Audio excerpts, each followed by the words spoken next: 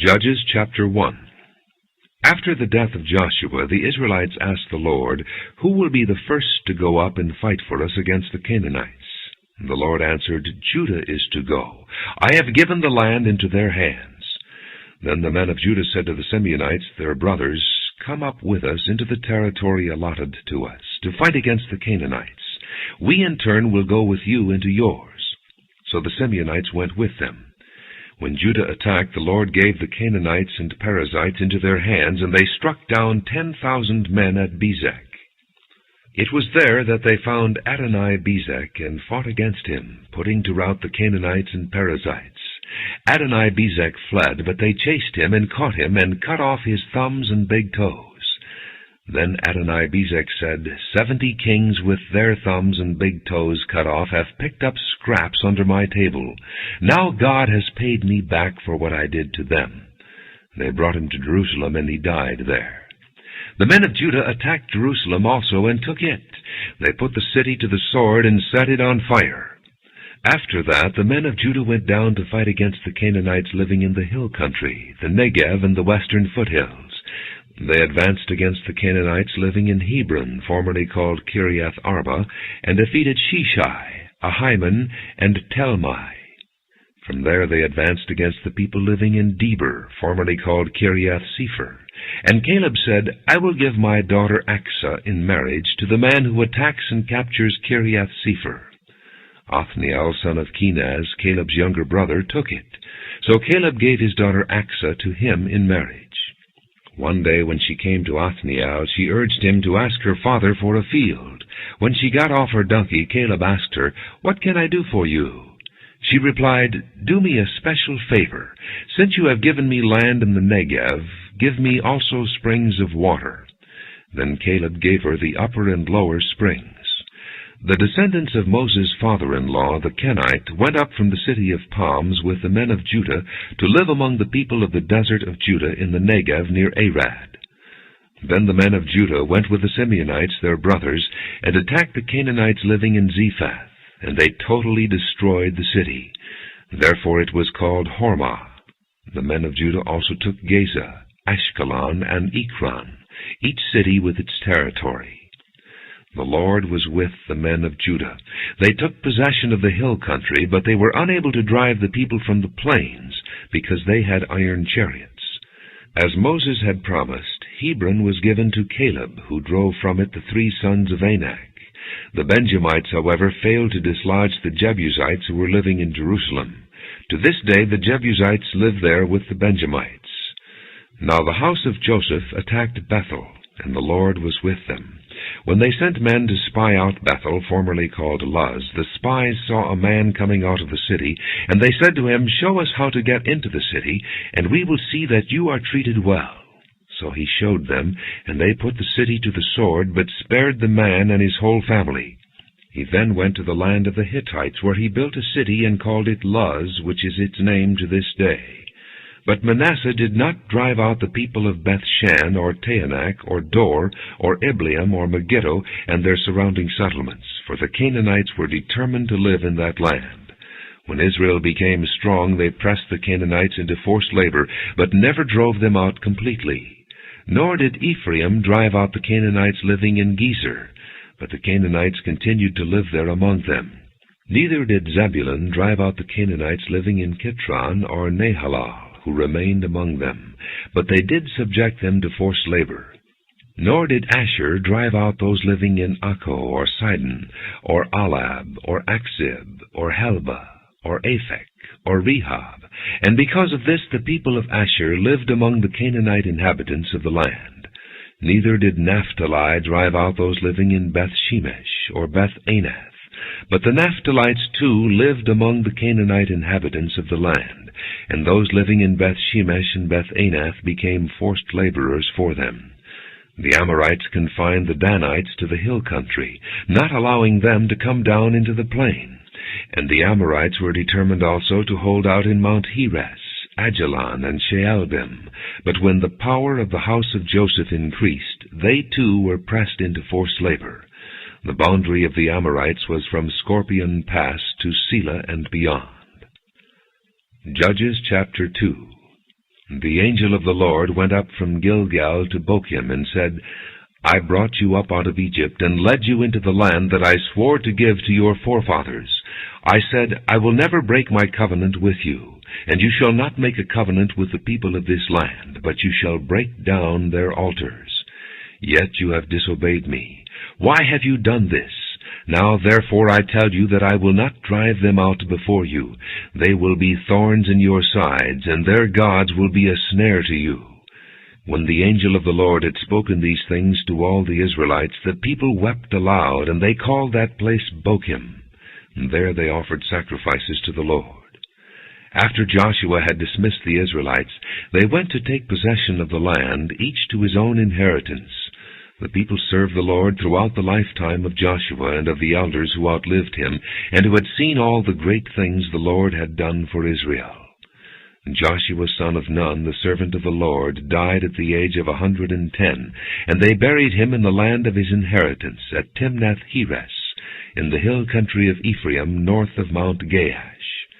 After that whole generation had been gathered to their fathers, another generation grew up, who knew neither the Lord nor what he had done for Israel. Then the Israelites did evil in the eyes of the Lord, and served the Baals. They forsook the Lord, the God of their fathers, who had brought them out of Egypt. They followed and worshipped various gods of the peoples around them. They provoked the Lord to anger, because they forsook him, and served Baal and the Ashtoreths. In his anger against Israel, the Lord handed them over to raiders who plundered them. He sold them to their enemies all around, whom they were no longer able to resist. Whenever Israel went out to fight, the hand of the Lord was against them to defeat them, just as he had sworn to them. They were in great distress. Then the Lord raised up judges who saved them out of the hands of these raiders. Yet they would not listen to their judges, but prostituted themselves to other gods and worshipped them. Unlike their fathers, they quickly turned from the way in which their fathers had walked, the way of obedience to the Lord's commands. Whenever the Lord raised up a judge for them, he was with the judge, and saved them out of the hands of their enemies, as long as the judge lived.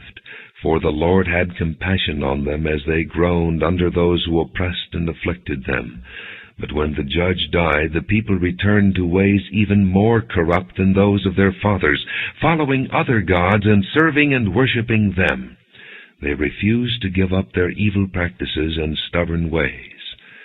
Therefore the Lord was very angry with Israel, and said, Because this nation has violated the covenant that I laid down for their forefathers, and has not listened to me, I will no longer drive out before them any of the nations Joshua left when he died. I will use them to test Israel, and see whether they will keep the way of the Lord, and walk in it as their forefathers did. The Lord had allowed those nations to remain. He did not drive them out at once by giving them into the hands of Joshua. Judges chapter 3. These are the nations the Lord left to test all those Israelites who had not experienced any of the wars in Canaan. He did this only to teach warfare to the descendants of the Israelites who had not had previous battle experience.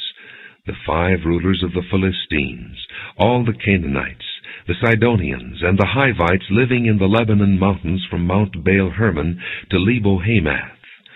They were left to test the Israelites, to see whether they would obey the Lord's commands which he had given their forefathers through Moses. The Israelites lived among the Canaanites, Hittites, Amorites, Perizzites, Hivites, and Jebusites. They took their daughters in marriage, and gave their own daughters to their sons, and served their gods.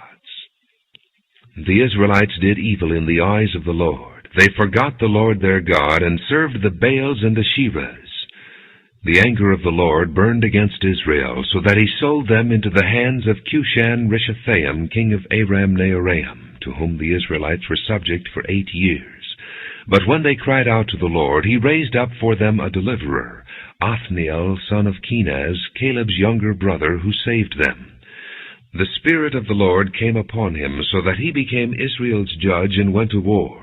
The Lord gave Cushan-Rishathaim, king of Aram, into the hands of Othniel, who overpowered him. So the land had peace for 40 years, until Othniel, son of Kenaz, died. Once again the Israelites did evil in the eyes of the Lord. And because they did this evil, the Lord gave Eglon, king of Moab, power over Israel. Getting the Ammonites and Amalekites to join him, Eglon came and attacked Israel, and they took possession of the city of Palms. The Israelites were subject to Eglon, king of Moab, for 18 years. Again the Israelites cried out to the Lord, and he gave them a deliverer, Ehud, a left-handed man, the son of Jerah, the Benjamite. The Israelites sent him with tribute to Eglon, king of Moab. Now Ehud had made a double-edged sword about 1.5 feet long, which he strapped to his right thigh under his clothing. He presented the tribute to Eglon, king of Moab, who was a very fat man. After Ehud had presented the tribute, he sent on their way the men who had carried it. At the idols near Gilgal, he himself turned back and said, "I have a secret message for you, O king." The king said, "Quiet," and all his attendants left him. Ehud then approached him while he was sitting alone in the upper room of his summer palace and said, "I have a message from God for you." As the king rose from his seat, Ehud reached with his left hand, drew the sword from his right thigh, and plunged it into the king's belly. Even the handle sank in after the blade, which came out his back.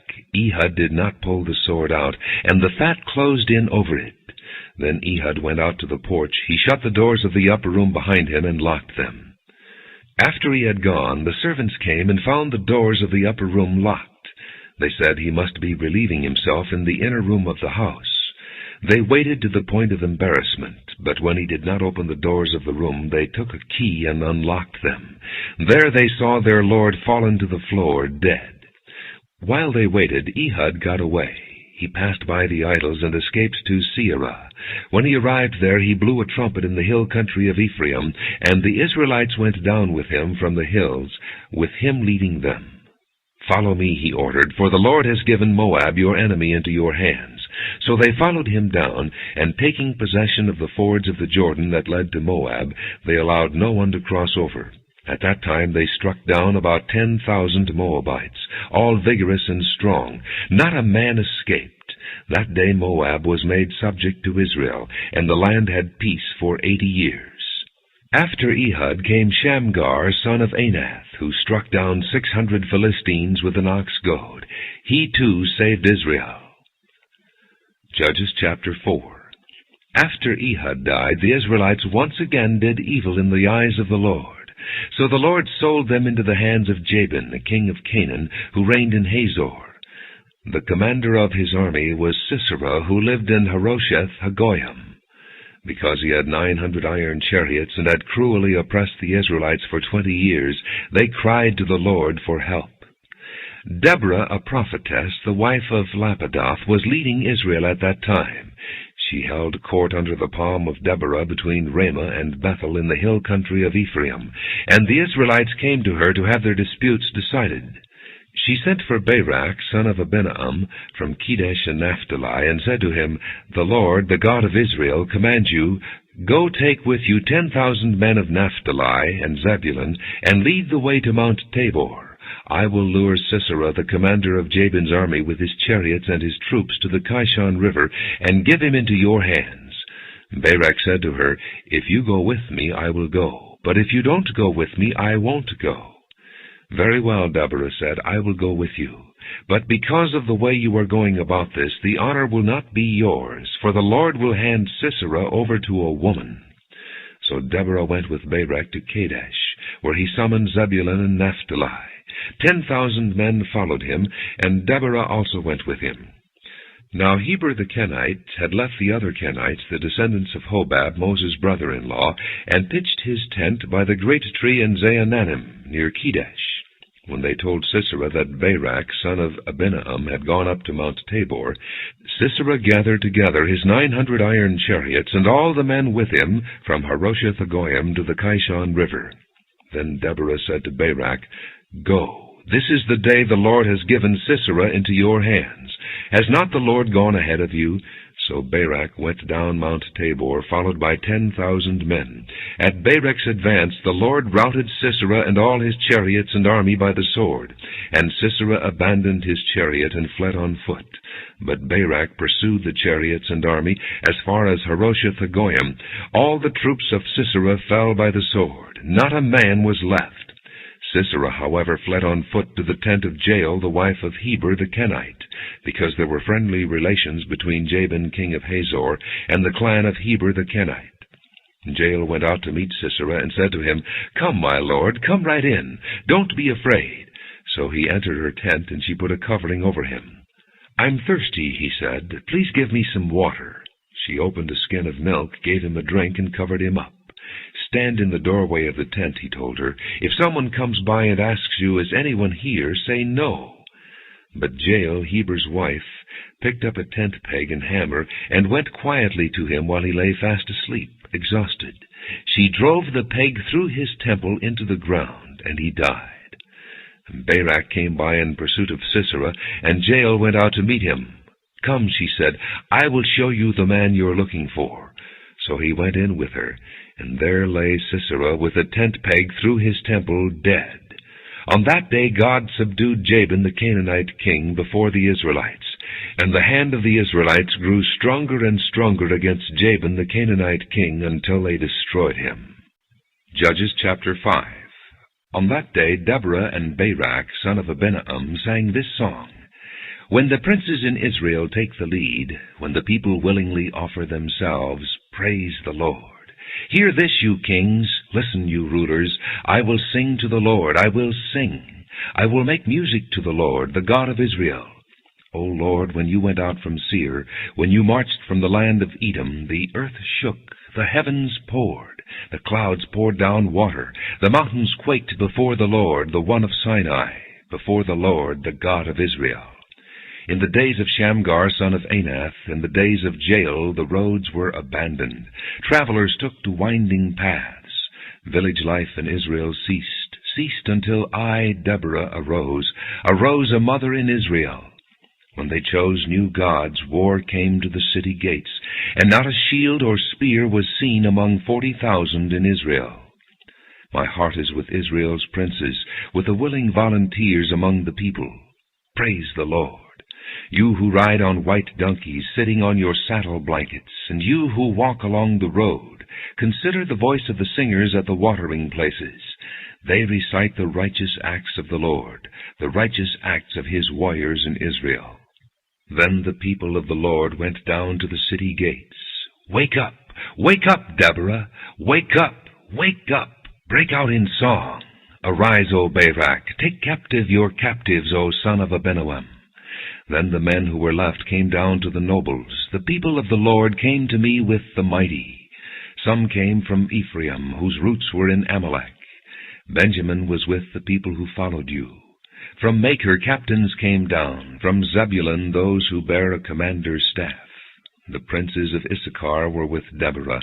Yes, Issachar was with Barak, rushing after him into the valley. In the districts of Reuben there was much searching of heart. Why did you stay among the campfires to hear the whistling for the flocks? In the districts of Reuben there was much searching of heart. Gilead stayed beyond the Jordan, and Dan, why did he linger by the ships? Asher remained on the coast and stayed in his coves. The people of Zebulun risked their very lives. So did Naphtali on the heights of the field. Kings came, they fought. The kings of Canaan fought at Taanach by the waters of Megiddo, but they carried off no silver, no plunder. From the heavens the stars fought. From their courses they fought against Sisera. The river Kishon swept them away, the age-old river, the river Kishon. March on, my soul, be strong. Then thundered the horse's hoofs. Galloping, galloping go his mighty steeds. Curse Meroz, said the angel of the Lord, curse its people bitterly, because they did not come to help the Lord against the mighty. Most blessed of women be Jael, the wife of Heber the Kenite, most blessed of tent-dwelling women. He asked for water, and she gave him milk. In a bowl fit for nobles she brought him curdled milk. Her hand reached for the tent peg, her right hand for the workman's hammer. She struck Sisera, she crushed his head, she shattered and pierced his temple. At her feet he sank, he fell. There he lay. At her feet he sank, he fell. Where he sank, there he fell, dead. Through the window peered Sisera's mother. Behind the lattice she cried out, "Why is his chariot so long in coming? Why is the clatter of his chariots delayed?" The wisest of her ladies answer her. Indeed, she keeps saying to herself, "Are they not finding and dividing the spoils? A girl or two for each man, colorful garments as plunder for Sisera, colorful garments embroidered, highly embroidered garments for my neck, all this as plunder? So may all your enemies perish, O Lord, but may they who love you be like the sun when it rises in its strength." Then the land had peace 40 years. Judges chapter 6. Again the Israelites did evil in the eyes of the Lord, and for 7 years he gave them into the hands of the Midianites. Because the power of Midian was so oppressive, the Israelites prepared shelters for themselves in mountain clefts, caves, and strongholds. Whenever the Israelites planted their crops, the Midianites, Amalekites, and other eastern peoples invaded the country. They camped on the land and ruined the crops all the way to Gaza, and did not spare a living thing for Israel, neither sheep, nor cattle, nor donkeys. They came up with their livestock and their tents like swarms of locusts. It was impossible to count the men and their camels. They invaded the land to ravage it. Midian so impoverished the Israelites that they cried out to the Lord for help. When the Israelites cried to the Lord because of Midian, he sent them a prophet who said, "This is what the Lord, the God of Israel, says. I brought you up out of Egypt, out of the land of slavery. I snatched you from the power of Egypt and from the hand of all your oppressors. I drove them from before you and gave you their land. I said to you, I am the Lord your God. Do not worship the gods of the Amorites in whose land you live. But you have not listened to me. The angel of the Lord came and sat down under the oak in Ophrah that belonged to Joash the Abi-Ezrite, where his son Gideon was threshing wheat in a winepress to keep it from the Midianites. When the angel of the Lord appeared to Gideon, he said, "The Lord is with you, mighty warrior." "But, sir," Gideon replied, "if the Lord is with us, why has all this happened to us? Where are all his wonders that our fathers told us about when they said, 'Did not the Lord bring us up out of Egypt?' But now the Lord has abandoned us and put us into the hand of Midian." The Lord turned to him and said, "Go in the strength you have and save Israel out of Midian's hand. Am I not sending you?" "But Lord," Gideon asked, "how can I save Israel? My clan is the weakest in Manasseh, and I am the least in my family." The Lord answered, "I will be with you, and you will strike down all the Midianites together." Gideon replied, "If now I have found favor in your eyes, give me a sign that it is really you talking to me. Please do not go away until I come back and bring my offering and set it before you." And the Lord said, "I will wait until you return." Gideon went in, prepared a young goat, and from an ephah of flour he made bread without yeast. Putting the meat in a basket and its broth in a pot, he brought them out and offered them to him under the oak. The angel of God said to him, "Take the meat and the unleavened bread, place them on this rock, and pour out the broth." And Gideon did so. With the tip of the staff that was in his hand, the angel of the Lord touched the meat and the unleavened bread. Fire flared from the rock, consuming the meat and the bread. And the angel of the Lord disappeared. When Gideon realized that it was the angel of the Lord, he exclaimed, "Ah, sovereign Lord, I have seen the angel of the Lord face to face." But the Lord said to him, "Peace, do not be afraid. You are not going to die." So Gideon built an altar to the Lord there and called it, "The Lord is Peace." To this day it stands in Ophrah of the Abi-Ezrites. That same night the Lord said to him, "Take the second bull from your father's herd, the one 7 years old. Tear down your father's altar to Baal and cut down the Asherah pole beside it. Then build a proper kind of altar to the Lord your God on the top of this height. Using the wood of the Asherah pole that you cut down, offer the second bull as a burnt offering." So Gideon took 10 of his servants and did as the Lord told him. But because he was afraid of his family and the men of the town, he did it at night rather than in the daytime. In the morning when the men of the town got up, there was Baal's altar demolished, with the Asherah pole beside it cut down, and the second bull sacrificed on the newly built altar. They asked each other, "Who did this?" When they carefully investigated, they were told, "Gideon, son of Joash, did it." The men of the town demanded of Joash, "Bring out your son. He must die, because he has broken down Baal's altar and cut down the Asherah pole beside it." But Joash replied to the hostile crowd around him, "Are you going to plead Baal's cause? Are you trying to save him? Whoever fights for him shall be put to death by morning. If Baal really is a god, he can defend himself when someone breaks down his altar." So that day they called Gideon Jerubbaal, saying, "Let Baal contend with him, because he broke down Baal's altar."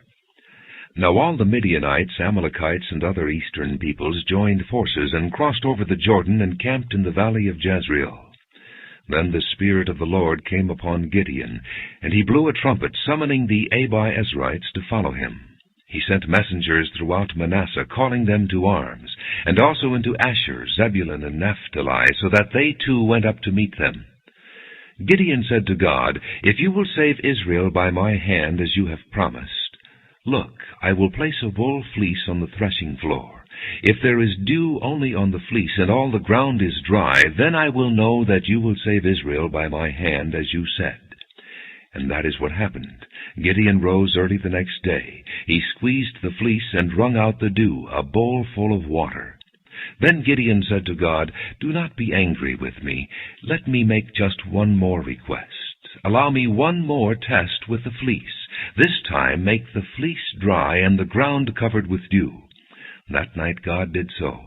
Only the fleece was dry. All the ground was covered with dew. Judges chapter 7. Early in the morning, Jerubbaal, that is Gideon, and all his men camped at the spring of Harod. The camp of Midian was north of them in the valley near the hill of Moreh. The Lord said to Gideon, "You have too many men for me to deliver Midian into their hands.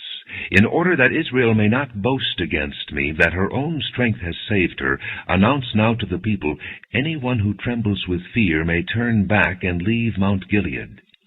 So 22,000 men left, while 10,000 remained. But the Lord said to Gideon, "There are still too many men. Take them down to the water, and I will sift them for you there. If I say, 'This one shall go with you,' he shall go. But if I say, 'This one shall not go with you,' he shall not go." So Gideon took the men down to the water. There the Lord told him, "Separate those who lap the water with their tongues like a dog from those who kneel down to drink." 300 men lapped with their hands to their mouths. All the rest got down on their knees to drink. The Lord said to Gideon, "With the 300 men that lapped I will save you and give the Midianites into your hands. Let all the other men go, each to his own place." So Gideon sent the rest of the Israelites to their tents, but kept the 300, who took over the provisions and trumpets of the others. Now the camp of Midian lay below him in the valley. During that night the Lord said to Gideon, "Get up, go down against the camp, because I am going to give it into your hands. If you are afraid to attack, go down to the camp with your servant Purah, and listen to what they are saying. Afterward you will be encouraged to attack the camp." So he and Purah his servant went down to the outposts of the camp. The Midianites, the Amalekites, and all the other eastern peoples had settled in the valley, thick as locusts. Their camels could no more be counted than the sand on the seashore. Gideon arrived just as a man was telling a friend his dream. "I had a dream," he was saying. "A round loaf of barley bread came tumbling into the Midianite camp. It struck the tent with such force that the tent overturned and collapsed." His friend responded, "This can be nothing other than the sword of Gideon, son of Joash the Israelite. God has given the Midianites and the whole camp into his hands." When Gideon heard the dream and its interpretation, he worshipped God. He returned to the camp of Israel and called out, "Get up! The Lord has given the Midianite camp into your hands." Dividing the 300 men into 3 companies, he placed trumpets and empty jars in the hands of all of them, with torches inside. "Watch me," he told them. "Follow my lead. When I get to the edge of the camp, do exactly as I do. When I and all who are with me blow our trumpets, then from all around the camp blow yours and shout, 'For the Lord and for Gideon.'" Gideon and the 100 men with him reached the edge of the camp at the beginning of the middle watch, just after they had changed the guard. They blew their trumpets and broke the jars that were in their hands. The 3 companies blew the trumpets and smashed the jars. And grasping the torches in their left hands and holding in their right hands the trumpets they were to blow, they shouted, "A sword for the Lord and for Gideon!" While each man held his position around the camp, all the Midianites ran, crying out as they fled. When the 300 trumpets sounded, the Lord caused the men throughout the camp to turn on each other with their swords. The army fled to Beth-shittah toward Zerah, as far as the border of Abel-Meholah, near Tabbath. Israelites from Naphtali, Asher, and all Manasseh were called out, and they pursued the Midianites. Gideon sent messengers throughout the hill country of Ephraim, saying, "Come down against the Midianites, and seize the waters of the Jordan ahead of them as far as Beth-barah." So all the men of Ephraim were called out, and they took the waters of the Jordan as far as Beth-barah. They also captured 2 of the Midianite leaders, Oreb and Zeeb. They killed Oreb at the rock of Oreb, and Zeeb at the winepress of Zeeb. They pursued the Midianites and brought the heads of Oreb and Zeeb to Gideon, who was by the Jordan. Judges chapter 8. Now the Ephraimites asked Gideon, "Why have you treated us like this? Why didn't you call us when you went to fight Midian?" And they criticized him sharply. But he answered them, "What have I accomplished compared to you? Aren't the gleanings of Ephraim's grapes better than the full grape harvest of Abiezer? God gave Oreb and Zeeb, the Midianite leaders, into your hands. What was I able to do compared to you?" At this their resentment against him subsided. Gideon and his 300 men, exhausted yet keeping up the pursuit, came to the Jordan and crossed it. He said to the men of Succoth, "Give my troops some bread. They are worn out, and I am still pursuing Zebah and Zalmunna, the kings of Midian." But the officials of Succoth said, "Do you already have the hands of Zebah and Zalmunna in your possession? Why should we give bread to your troops?" Then Gideon replied, "Just for that, when the Lord has given Zebah and Zalmunna into my hand, I will tear your flesh with desert thorns and briars." From there he went up to Peniel, and made the same request of them. But they answered as the men of Succoth had. So he said to the men of Peniel, "When I return in triumph, I will tear down this tower." Now Zebah and Zalmunna were in Karkor, with a force of about 15,000 men, all that were left of the armies of the eastern peoples. 120,000 swordsmen had fallen. Gideon went up by the route of the nomads, east of Nobah and Jogbehah, and fell upon the unsuspecting army. Zebah and Zalmunna, the 2 kings of Midian, fled, but he pursued them and captured them, routing their entire army. Gideon, son of Joash, then returned from the battle by the pass of Heres. He caught a young man of Succoth and questioned him, and the young man wrote down for him the names of the 77 officials of Succoth, the elders of the town. And then Gideon came and said to the men of Succoth, "Here are Zebah and Zalmunna, about whom you taunted me by saying, 'Do you already have the hands of Zebah and Zalmunna in your possession? Why should we give bread to your exhausted men?'"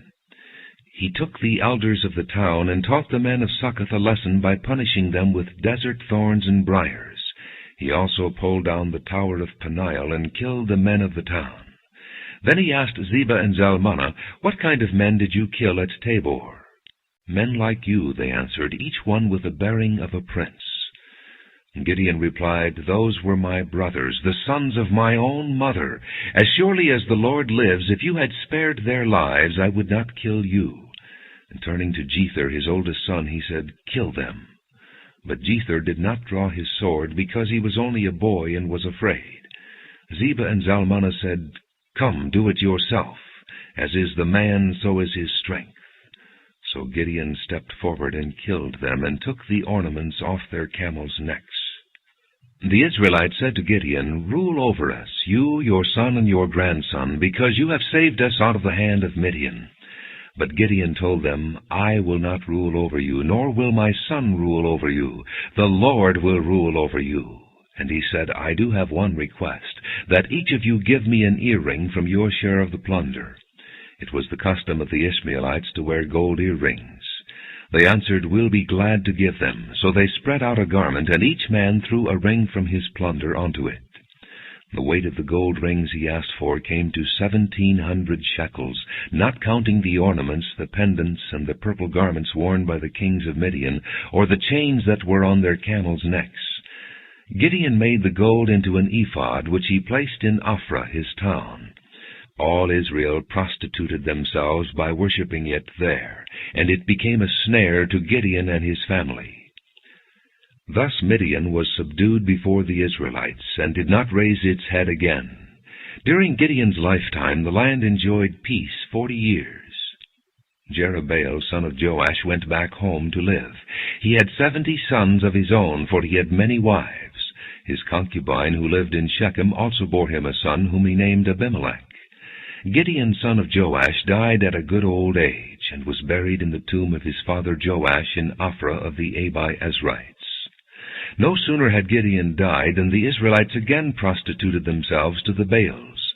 They set up Baal-Berith as their god, and did not remember the Lord their God, who had rescued them from the hands of all their enemies on every side. They also failed to show kindness to the family of Jerubbaal, that is Gideon, for all the good things he had done for them. Judges chapter 9. Abimelech, son of Jerubbaal, went to his mother's brothers in Shechem, and said to them and to all his mother's clan, "Ask all the citizens of Shechem, which is better for you, to have all 70 of Jerubbaal's sons rule over you, or just one man? Remember, I am your flesh and blood." When the brothers repeated all this to the citizens of Shechem, they were inclined to follow Abimelech, for they said, "He is our brother." They gave him 70 shekels of silver from the temple of Baal-Berith, and Abimelech used it to hire reckless adventurers who became his followers. He went to his father's home in Ophrah, and on one stone murdered his 70 brothers, the sons of Jerubbaal. But Jotham, the youngest son of Jerubbaal, escaped by hiding. Then all the citizens of Shechem and Beth Millo gathered beside the great tree at the pillar in Shechem to crown Abimelech king.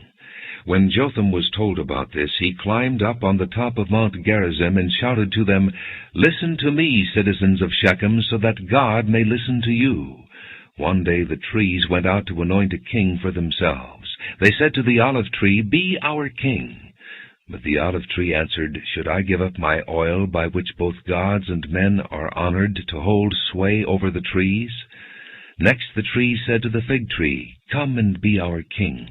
But the fig tree replied, "Should I give up my fruit, so good and sweet, to hold sway over the trees?"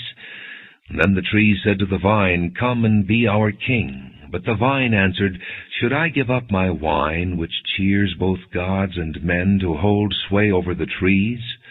And finally all the trees said to the thorn bush, "Come and be our king." The thorn bush said to the trees, "If you really want to anoint me king over you, come and take refuge in my shade. But if not, then let fire come out of the thorn bush and consume the cedars of Lebanon." Now if you have acted honorably and in good faith when you made Abimelech king, and if you have been fair to Jerubbaal and his family, and if you have treated him as he deserves, and to think that my father fought for you, risked his life to rescue you from the hand of Midian, but today you have revolted against my father's family, murdered his 70 sons on a single stone, and made Abimelech, the son of his slave girl, king over the citizens of Shechem, because he is your brother. If then you have acted honorably and in good faith toward Jerubbaal and his family today, may Abimelech be your joy, and may you be his too. But if you have not, let fire come out from Abimelech and consume you, citizens of Shechem and Beth Millo, and let fire come out from you, citizens of Shechem and Beth Millo, and consume Abimelech. Then Jotham fled, escaping to Beer, and he lived there because he was afraid of his brother Abimelech.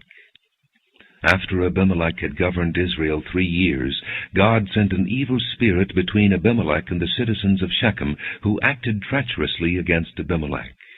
God did this in order that the crime against Jerubbaal's 70 sons, the shedding of their blood, might be avenged on their brother Abimelech and on the citizens of Shechem, who had helped him murder his brothers. In opposition to him, these citizens of Shechem set men on the hilltops to ambush and rob every one who passed by. And this was reported to Abimelech. Now Gaal, son of Ebed, moved with his brothers into Shechem, and its citizens put their confidence in him. After they had gone out into the fields and gathered the grapes and trodden them, they held a festival in the temple of their God. While they were eating and drinking, they cursed Abimelech.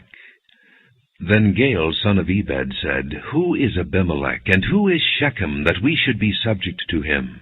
Isn't he Jerubbaal's son, and isn't Zebul his deputy? Serve the men of Hamor, Shechem's father. Why should we serve Abimelech? If only this people were under my command, then I would get rid of him. I would say to Abimelech, Call out your whole army. When Zebul, the governor of the city, heard what Gaal, son of Ebed, said, he was very angry. Under cover he sent messengers to Abimelech, saying, Gaal, son of Ebed, and his brothers have come to Shechem and are stirring up the city against you.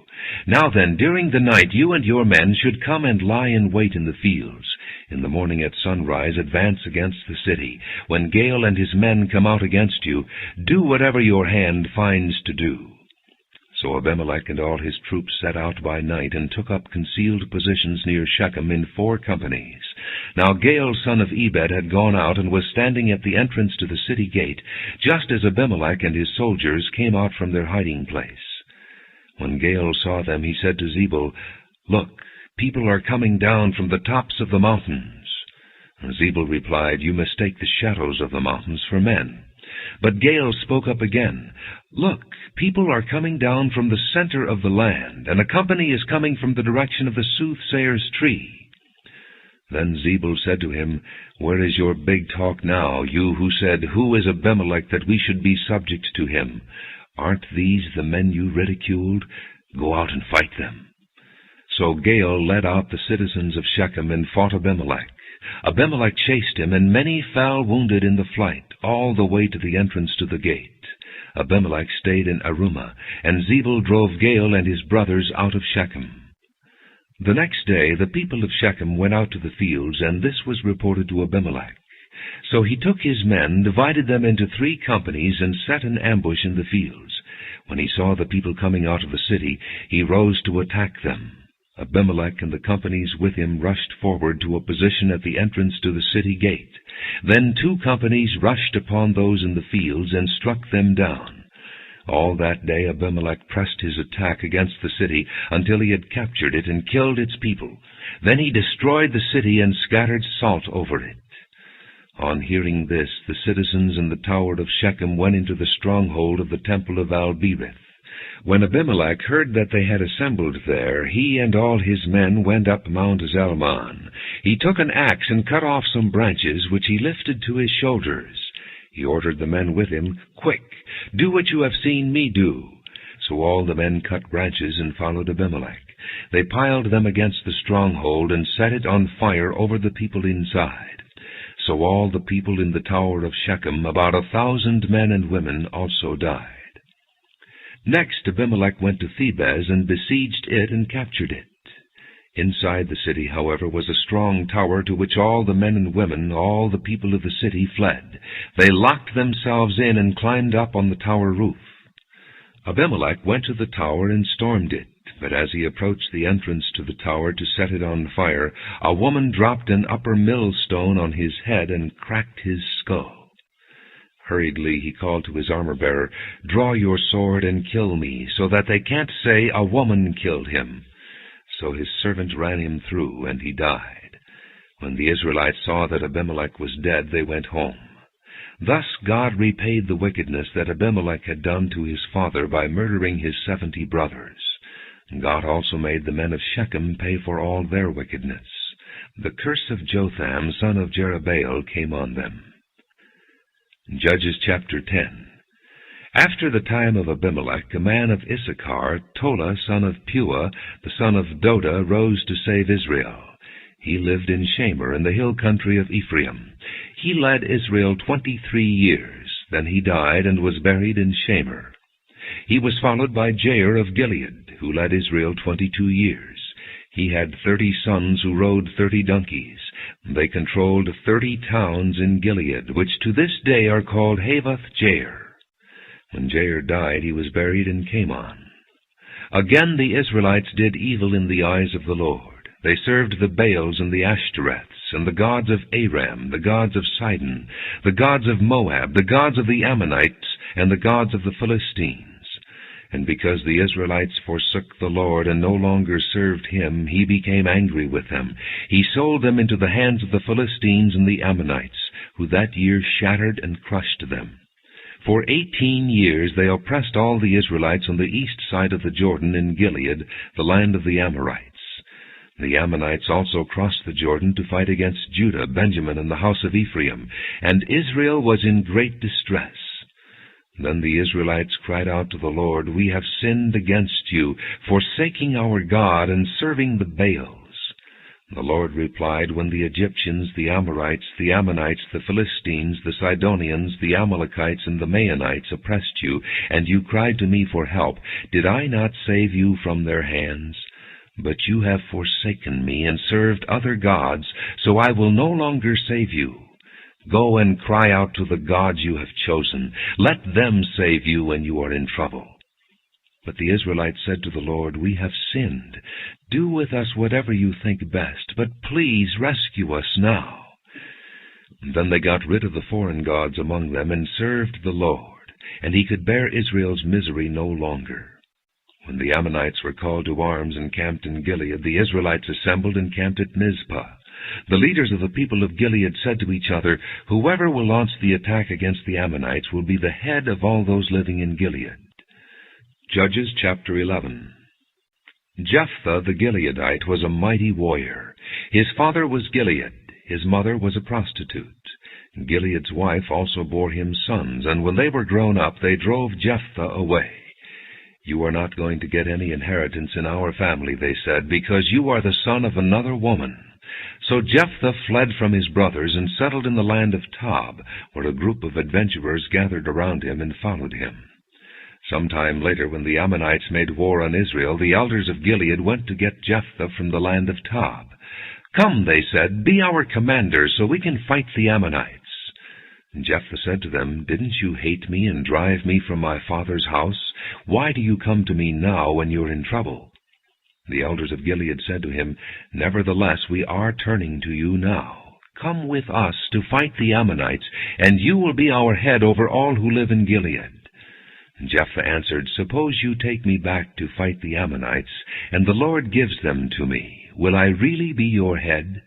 The elders of Gilead replied, "The Lord is our witness. We will certainly do as you say." So Jephthah went with the elders of Gilead, and the people made him head and commander over them. And he repeated all his words before the Lord in Mizpah. Then Jephthah sent messengers to the Ammonite king with the question, "What do you have against us that you have attacked our country?"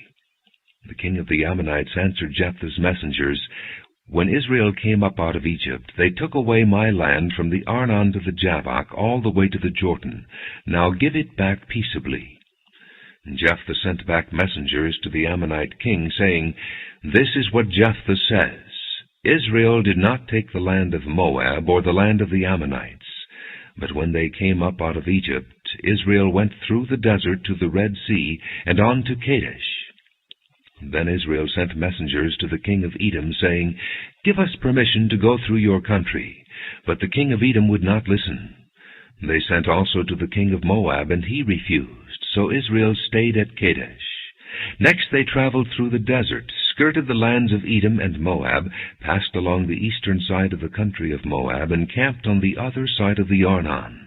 They did not enter the territory of Moab, for the Arnon was its border. Then Israel sent messengers to Sihon, king of the Amorites, who ruled in Heshbon, and said to him, "Let us pass through your country to our own place." Sihon, however, did not trust Israel to pass through his territory. He mustered all his men and encamped at Jahaz and fought with Israel. Then the Lord, the God of Israel, gave Sihon and all his men into Israel's hands, and they defeated them. Israel took over all the land of the Amorites who lived in that country, capturing all of it from the Arnon to the Jabbok, and from the desert to the Jordan. Now since the Lord, the God of Israel, has driven the Amorites out before his people Israel, what right have you to take it over? Will you not take what your god Chemosh gives you? Likewise, whatever the Lord our God has given us, we will possess. Are you better than Balak son of Zippor, king of Moab? Did he ever quarrel with Israel or fight with them? For 300 years Israel occupied Heshbon, Aroer, the surrounding settlements, and all the towns along the Arnon. Why didn't you retake them during that time? I have not wronged you, but you are doing me wrong by waging war against me. Let the Lord, the judge, decide the dispute this day between the Israelites and the Ammonites. The king of Ammon, however, paid no attention to the message Jephthah sent him.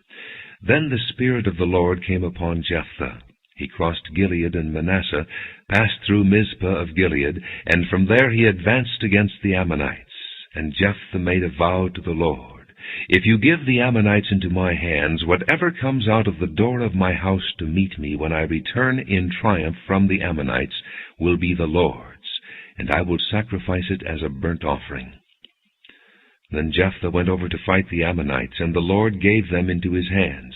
He devastated 20 towns from Aroer to the vicinity of Minnith, as far as Abel-keramim. Thus Israel subdued Ammon.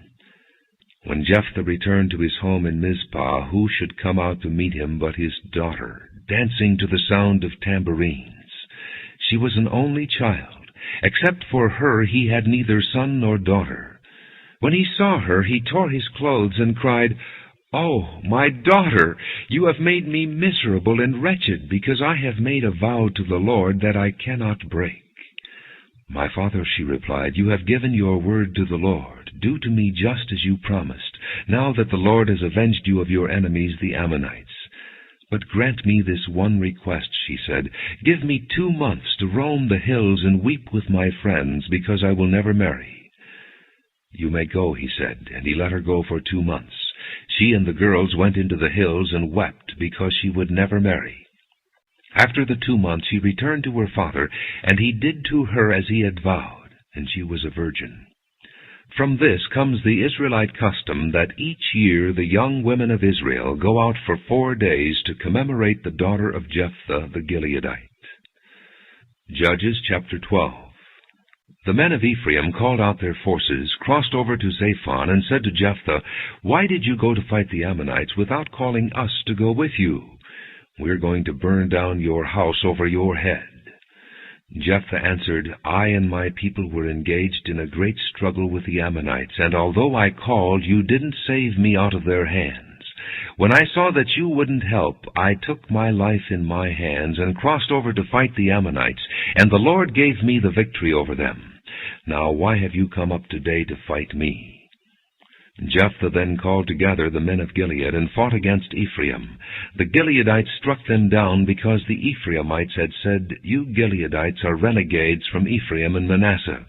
The Gileadites captured the fords of the Jordan leading to Ephraim, and whenever a survivor of Ephraim said, "Let me cross over," the men of Gilead asked him, "Are you an Ephraimite?"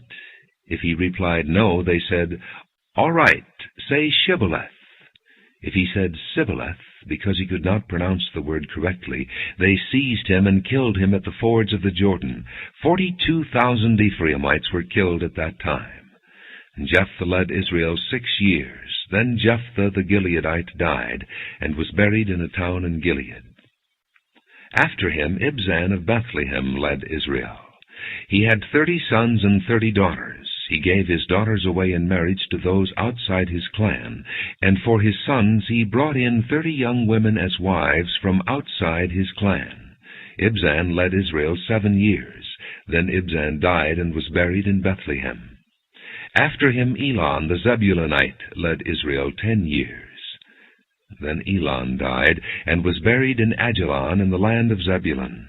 After him Abdon son of Hillel from Pirathon led Israel. He had 40 sons and 30 grandsons who rode on 70 donkeys. He led Israel 8 years. Then Abdon son of Hillel died, and was buried at Pirathon in Ephraim, in the hill country of the Amalekites. Judges chapter 13.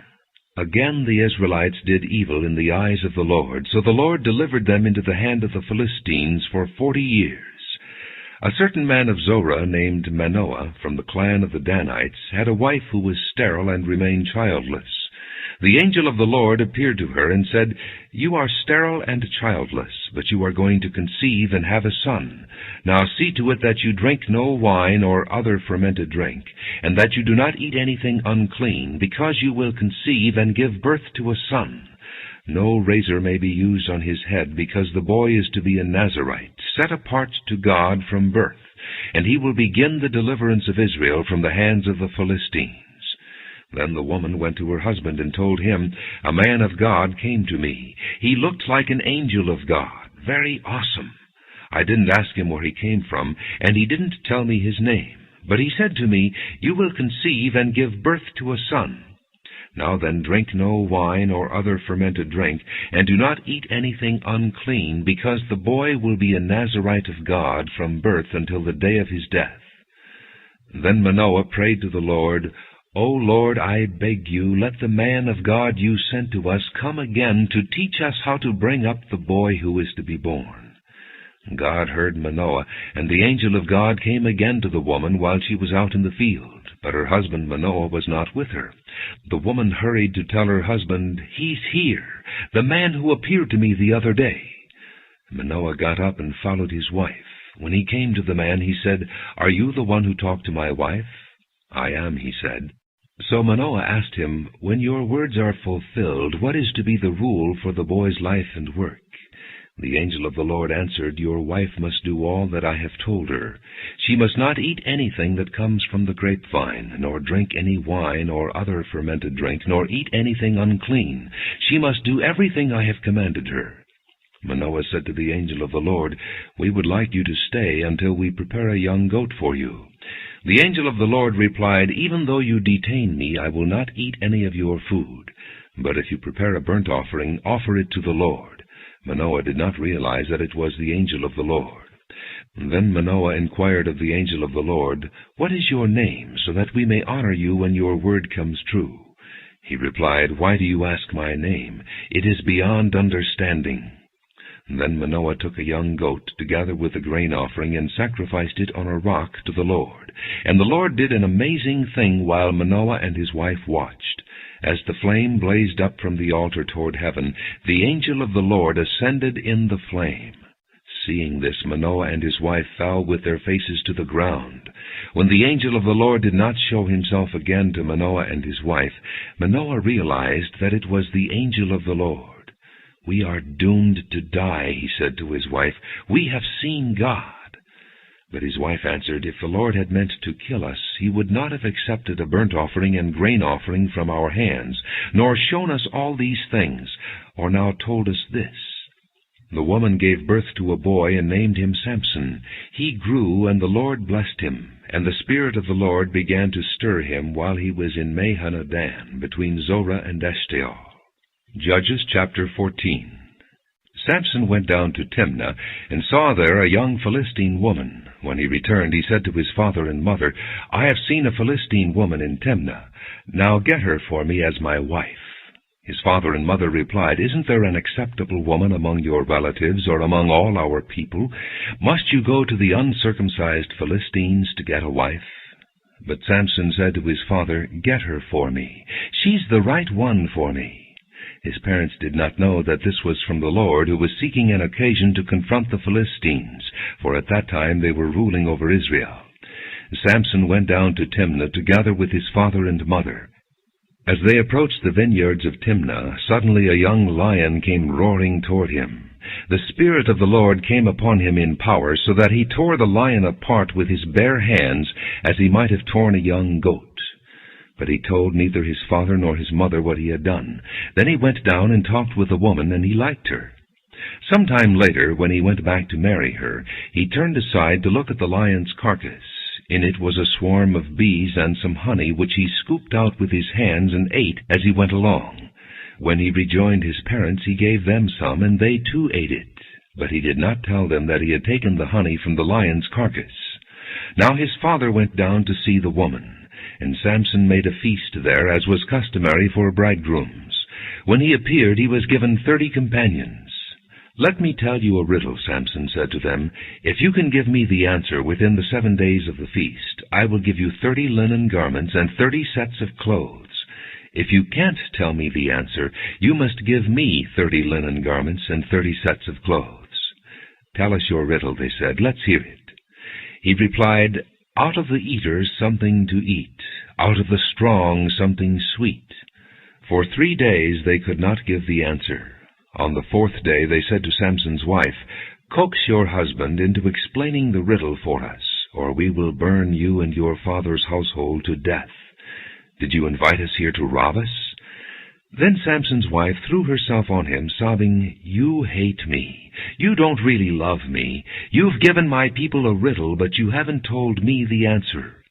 "I haven't even explained it to my father or mother," he replied, "so why should I explain it to you?" She cried the whole 7 days of the feast. So on the 7th day he finally told her, because she continued to press him. She in turn explained the riddle to her people. Before sunset on the 7th day, the men of the town said to him, "What is sweeter than honey? What is stronger than a lion?"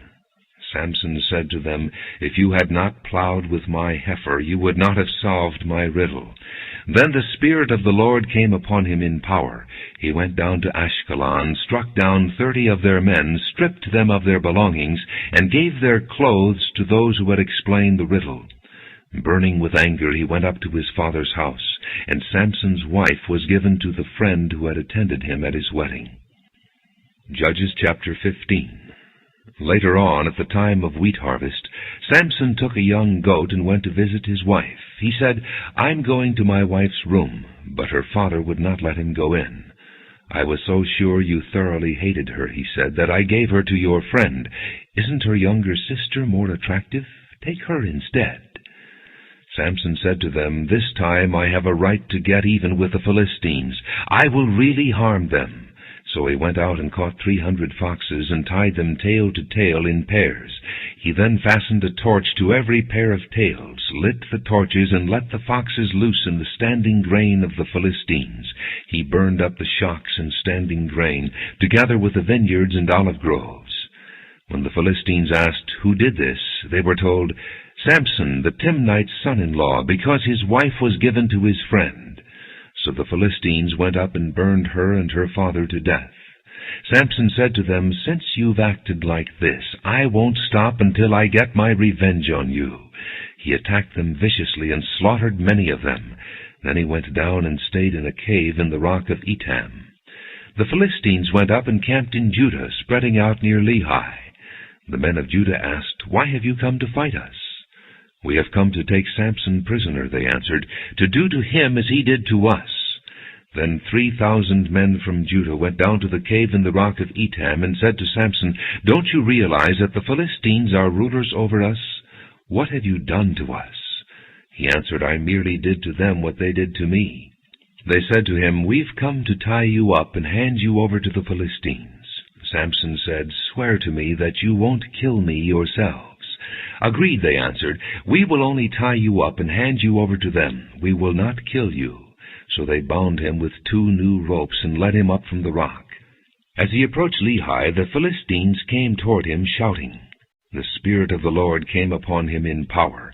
The ropes on his arms became like charred flax, and the bindings dropped from his hands.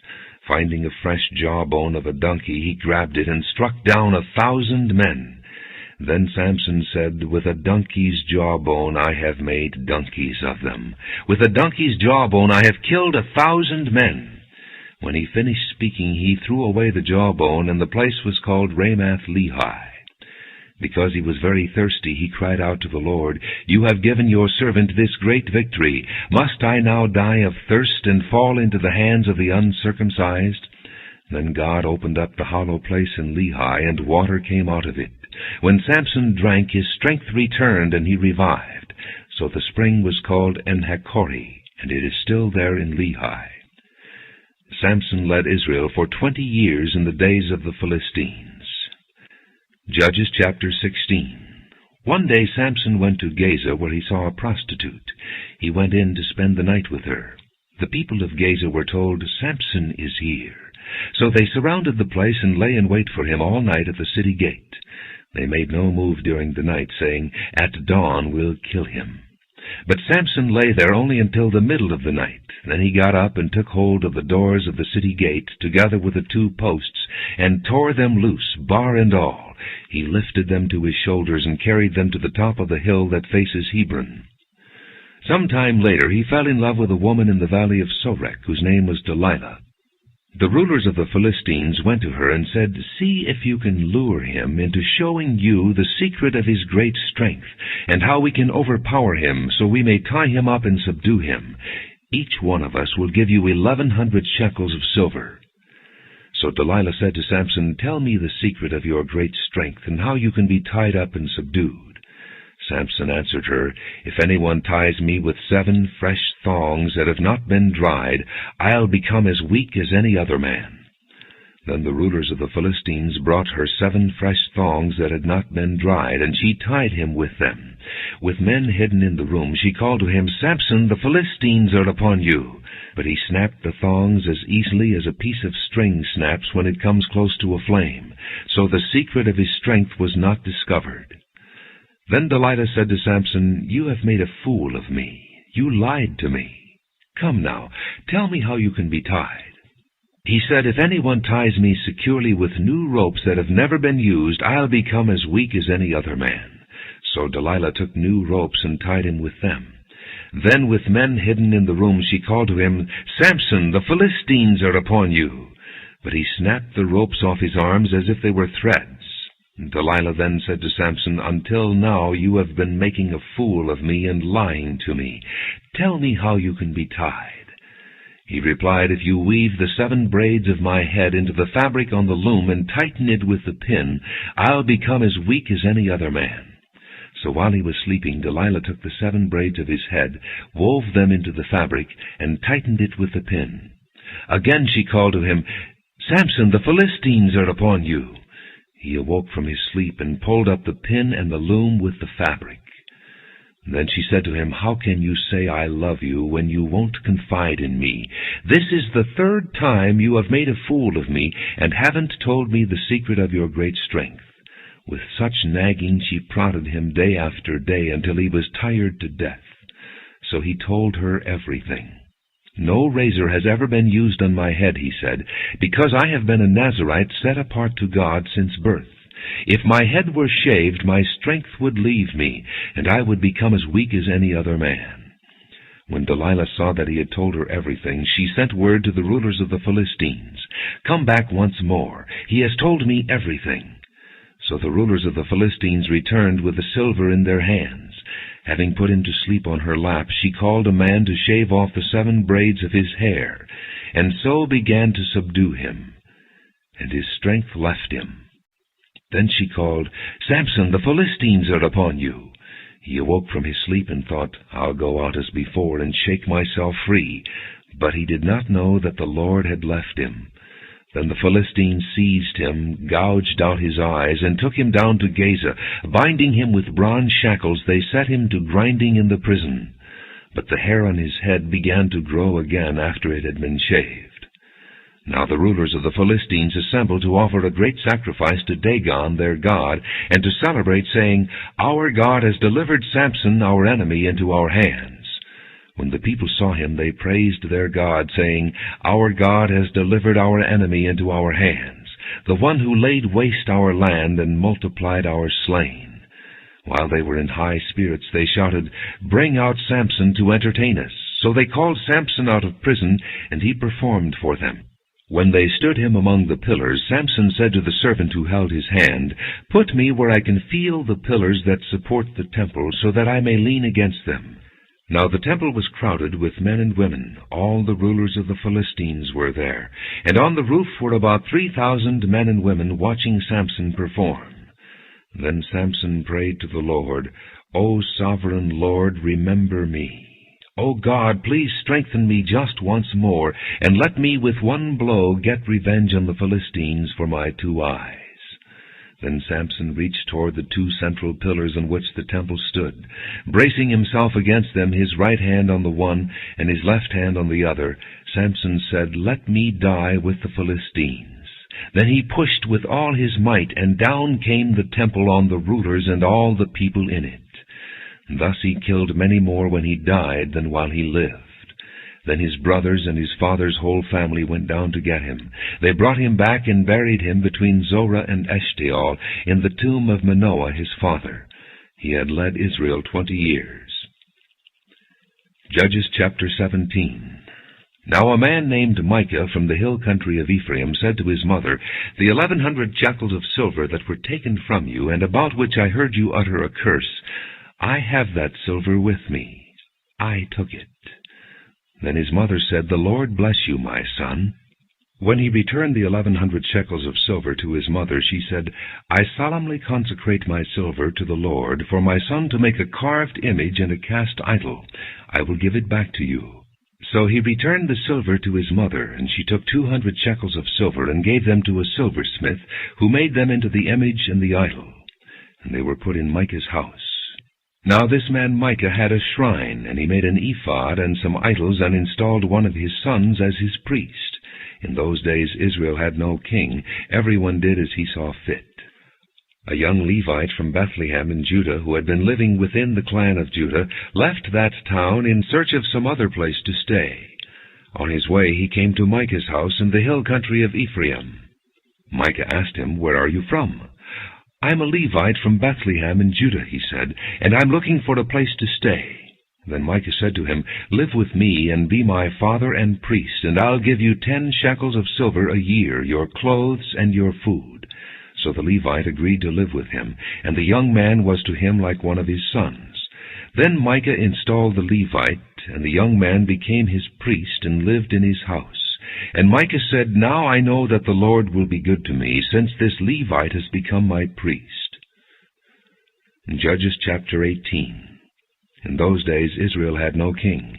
And in those days the tribe of the Danites was seeking a place of their own where they might settle, because they had not yet come into an inheritance among the tribes of Israel. So the Danites sent 5 warriors from Zorah and Eshtaol to spy out the land and explore it. These men represented all their clans. They told them, "Go, explore the land." And the men entered the hill country of Ephraim and came to the house of Micah, where they spent the night. When they were near Micah's house, they recognized the voice of the young Levite. So they turned in there and asked him, "Who brought you here? What are you doing in this place? Why are you here?" He told them what Micah had done for him and said, "He has hired me, and I am his priest." Then they said to him, "Please inquire of God to learn whether our journey will be successful." The priest answered them, "Go in peace. Your journey has the Lord's approval." So the 5 men left and came to Laish, where they saw that the people were living in safety, like the Sidonians, unsuspecting and secure. And since their land lacked nothing, they were prosperous. Also they lived a long way from the Sidonians and had no relationship with anyone else. When they returned to Zorah and Eshtaol, their brothers asked them, "How did you find things?" And they answered, "Come on, let's attack them. We have seen that the land is very good." "Aren't you going to do something? Don't hesitate to go there and take it over. When you get there, you will find an unsuspecting people and a spacious land that God has put into your hands, a land that lacks nothing whatever." Then 600 men from the clan of the Danites, armed for battle, set out from Zorah and Eshtaol. On their way, they set up camp near Kiriath-Jearim in Judah. And this is why the place west of Kiriath-Jearim is called Mahanadan to this day. From there they went on to the hill country of Ephraim and came to Micah's house. Then the 5 men who had spied out the land of Laish said to their brothers, "Do you know that one of these houses has an ephod, other household gods, a carved image, and a cast idol? Now you know what to do." So they turned in there and went to the house of the young Levite at Micah's place and greeted him. The 600 Danites, armed for battle, stood at the entrance to the gate. The 5 men who had spied out the land went inside and took the carved image, the ephod, the other household gods, and the cast idol, while the priest and the 600 armed men stood at the entrance to the gate. When these men went into Micah's house and took the carved image, the ephod, the other household gods, and the cast idol, the priest said to them, "What are you doing?" They answered him, "Be quiet. Don't say a word. Come with us and be our father and priest. Isn't it better that you serve a tribe and clan in Israel as priest rather than just one man's household?" Then the priest was glad. He took the ephod, the other household gods, and the carved image, and went along with the people. Putting their little children, their livestock, and their possessions in front of them, they turned away and left. When they had gone some distance from Micah's house, the men who lived near Micah were called together and overtook the Danites. As they shouted after them, the Danites turned and said to Micah, "What's the matter with you, that you called out your men to fight?" He replied, "You took the gods I made and my priest and went away. What else do I have? How can you ask what's the matter with you?" And the Danites answered, "Don't argue with us, or some hot-tempered men will attack you, and your family will lose your lives."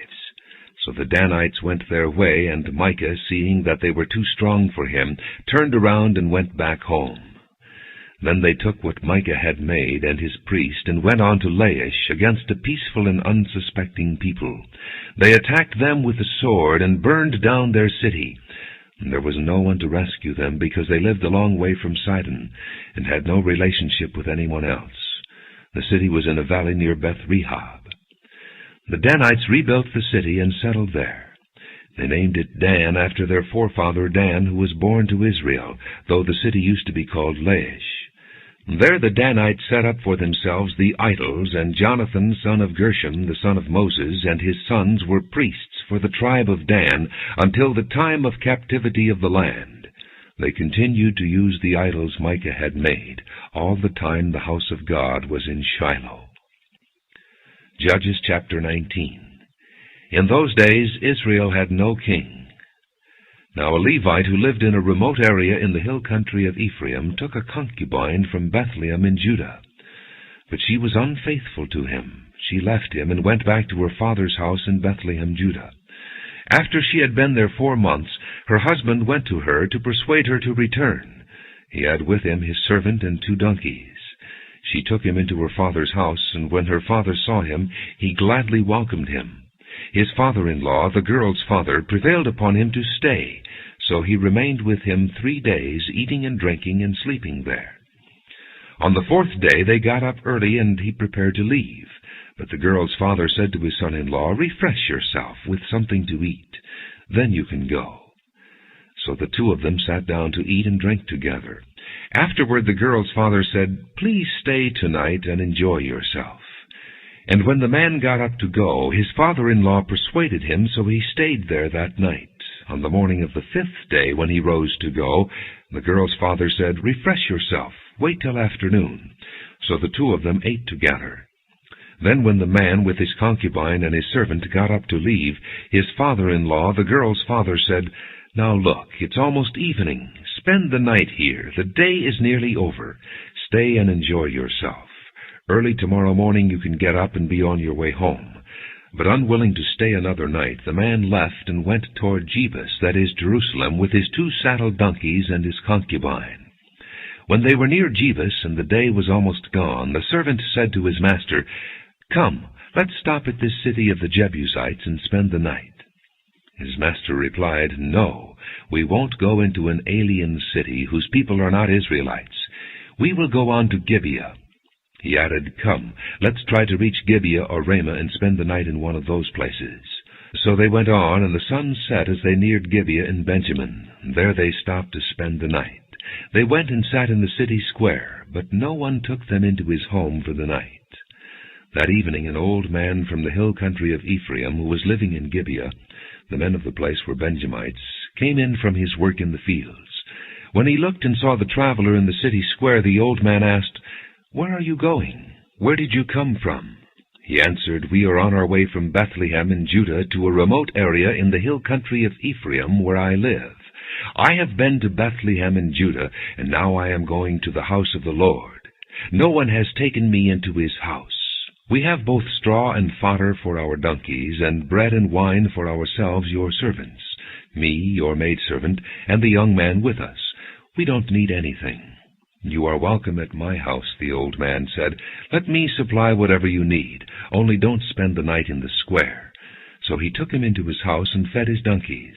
After they had washed their feet, they had something to eat and drink. While they were enjoying themselves, some of the wicked men of the city surrounded the house. Pounding on the door, they shouted to the old man who owned the house, Bring out the man who came to your house, so we can have sex with him." The owner of the house went outside and said to them, "No, my friends, don't be so vile. Since this man is my guest, don't do this disgraceful thing. Look, here is my virgin daughter and his concubine. I will bring them out to you now, and you can use them and do to them whatever you wish. But to this man don't do such a disgraceful thing." But the men would not listen to him. So the man took his concubine and sent her outside to them, and they raped her and abused her throughout the night. And at dawn they let her go. At daybreak the woman went back to the house where her master was staying, fell down at the door, and lay there until daylight. When her master got up in the morning and opened the door of the house and stepped out to continue on his way, there lay his concubine, fallen in the doorway of the house, with her hands on the threshold. He said to her, "Get up, let's go." But there was no answer. Then the man put her on his donkey and set out for home. When he reached home, he took a knife and cut up his concubine, limb by limb, into 12 parts, and sent them into all the areas of Israel. Everyone who saw it said, "Such a thing has never been seen or done, not since the day the Israelites came up out of Egypt." Think about it. Consider it. Tell us what to do. Judges chapter 20. Then all the Israelites from Dan to Beersheba and from the land of Gilead came out as one man and assembled before the Lord in Mizpah. The leaders of all the people of the tribes of Israel took their places in the assembly of the people of God, 400,000 soldiers armed with swords. The Benjamites heard that the Israelites had gone up to Mizpah. Then the Israelites said, "Tell us how this awful thing happened." So the Levite, the husband of the murdered woman, said, "I and my concubine came to Gibeah in Benjamin to spend the night. During the night the men of Gibeah came after me and surrounded the house, intending to kill me. They raped my concubine, and she died. I took my concubine, cut her into pieces, and sent one piece to each region of Israel's inheritance, because they committed this lewd and disgraceful act in Israel. Now all you Israelites, speak up and give your verdict." All the people rose as one man, saying, "None of us will go home. No, not one of us will return to his house. But now this is what we'll do to Gibeah. We'll go up against it as the lot directs. We'll take 10 men out of every 100 from all the tribes of Israel, and 100 from 1,000, and 1,000 from 10,000, to get provisions for the army. Then when the army arrives at Gibeah in Benjamin, it can give them what they deserve for all this vileness done in Israel." So all the men of Israel got together and united as one man against the city. The tribes of Israel sent men throughout the tribe of Benjamin, saying, "What about this awful crime that was committed among you? Now surrender those wicked men of Gibeah, so that we may put them to death and purge the evil from Israel." But the Benjamites would not listen to their fellow Israelites. From their towns they came together at Gibeah to fight against the Israelites. At once the Benjamites mobilized 26,000 swordsmen from their towns, in addition to 700 chosen men from those living in Gibeah. Among all these soldiers there were 700 chosen men who were left-handed, each of whom could sling a stone at a hair and not miss. Israel, apart from Benjamin, mustered 400,000 swordsmen, all of them fighting men. The Israelites went up to Bethel and inquired of God. They said, "Who of us shall go first to fight against the Benjamites?" The Lord replied, "Judah shall go first." The next morning the Israelites got up and pitched camp near Gibeah. The men of Israel went out to fight the Benjamites and took up battle positions against them at Gibeah. The Benjamites came out of Gibeah and cut down 22,000 Israelites on the battlefield that day. But the men of Israel encouraged one another, and again took up their positions where they had stationed themselves the first day.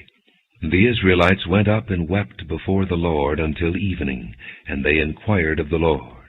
They said, "Shall we go up again to battle against the Benjamites, our brothers?"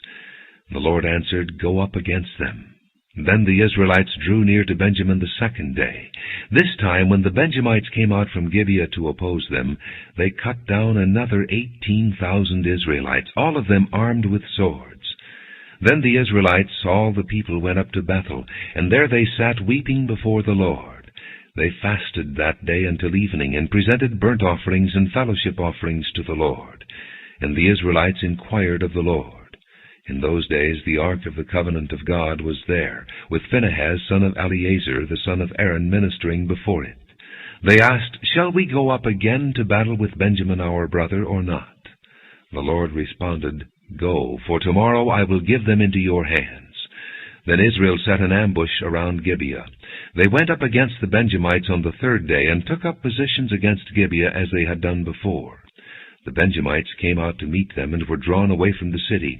They began to inflict casualties on the Israelites as before, so that about 30 men fell in the open field and on the roads, the one leading to Bethel and the other to Gibeah. While the Benjamites were saying, We are defeating them as before, the Israelites were saying, Let's retreat and draw them away from the city to the roads. All the men of Israel moved from their places and took up positions at Baal Tamar, and the Israelite ambush charged out of its place on the west of Gibeah. Then 10,000 of Israel's finest men made a frontal attack on Gibeah. The fighting was so heavy that the Benjamites did not realize how near disaster was. The Lord defeated Benjamin before Israel, and on that day the Israelites struck down 25,100 Benjamites, all armed with swords. Then the Benjamites saw that they were beaten. Now the men of Israel had given way before Benjamin, because they relied on the ambush they had set near Gibeah. The men who had been in ambush made a sudden dash into Gibeah, spread out, and put the whole city to the sword.